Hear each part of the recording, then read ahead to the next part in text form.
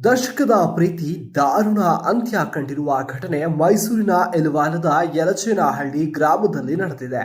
ಅಂದಹಾಗೆ ಈತನ ಹೆಸರು ವಿನಯ್. ಮೈಸೂರು ತಾಲೂಕು ಯಲಚೇನಹಳ್ಳಿ ಗ್ರಾಮದ ನಿವಾಸಿ ವಿನಯ್ ಬಾಲ್ಯದಿಂದ ಒಂದು ಹುಡುಗಿಯನ್ನ ಪ್ರೀತಿಸ್ತಾ ಇದ್ದ. ಆಕೆಯು ವಿನಯ್ನನ್ನ ಪ್ರೀತಿಸ್ತಾ ಇದ್ಲು. ಇಬ್ಬರು ಲವಲೋಕದಲ್ಲಿ ಮುಳುಗಿ ಹೋಗಿದ್ರು. ಇಬ್ಬರ ಸುತ್ತಾಟ ಓಡಾಟ ಕೂಡ ತುಂಬಾ ಜೋರಾಗಿತ್ತು. ಆದ್ರೆ ಹುಡುಗಿ ಕುಟುಂಬದವರು ಬೇರೆ ಹುಡುಗನ ಜೊತೆಗೆ ಹುಡುಗಿಯ ಮದುವೆಯನ್ನ ಮಾಡಿಕೊಟ್ರು. ಆದರೂ ಜೋಡಿ ಹಕ್ಕಿಗಳ ಪ್ರೀತಿ ಪ್ರೇಮ ಪ್ರಣಯ ಮುಂದುವರೆದಿತ್ತು.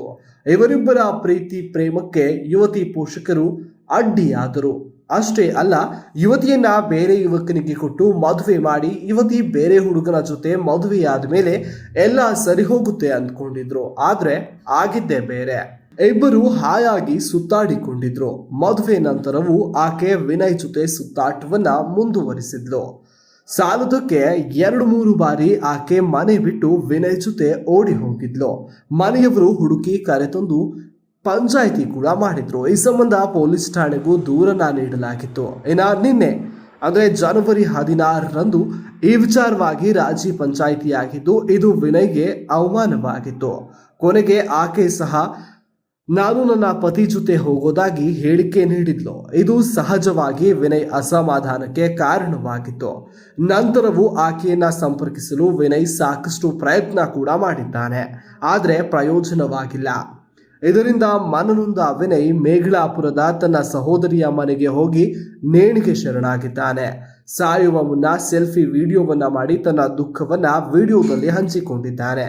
ಇನ್ನು ಈ ಸಾವಿಗೆ ಯುವತಿಯ ಮನೆಯವರೇ ಕಾರಣ ಎಂದು ವಿನಯ್ ಮನೆಯವರ ಆರೋಪವನ್ನ ಮಾಡಿದ್ದಾರೆ.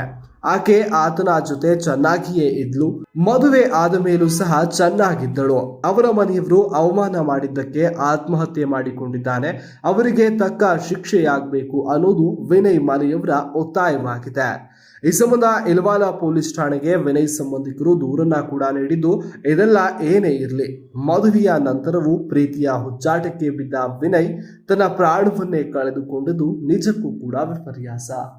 ಸಾವು ಕಾರಣ ಈ ಪೀರಬೇಣ ಪ್ರಕಾಶನ ಬಳಗೋಡು ತಿಮ್ಮ ಬೊಮ್ಮಣ್ಣ ಶಂಕರಣ ಕುಸುಮ ತಂದು ತೋರಿಸ್ಬೇಕು ನನ್ನ ಸತ್ ಮೇಲೆ ಪೊಲೀಸರು ನನಗೆ ಸೆಕ್ಯೂರಿಟಿ ಕೊಡಲಿಲ್ಲ. ಅವರು ಕಾರಣ ಸಾವಿಗೆ.